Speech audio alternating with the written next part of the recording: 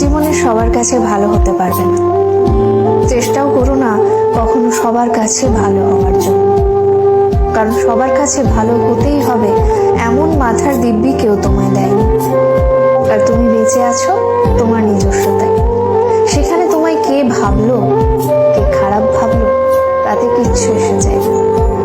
দিন শেষে নিজের জন্য নিজেকেই থাকতে হয়, অন্য কেউ তোমার জন্য থাকে না, থাকেনি কখনো, আর থাকবেও না। কারোর কাছে তুমি ভালো, ভীষণ ভালো, আবার সেই তুমি কারোর কাছে খুব খারাপ, জঘন্য একজন মানুষ। সেটা কেমন করে হয়? প্রশ্নটা মনের মধ্যে আসতেই পারে।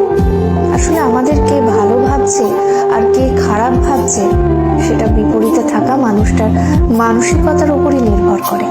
সেই পরিপ্রেক্ষিতে অন্যের মানসিকতার পরিবর্তনের ভার তো তুমি নিতে পারবে না।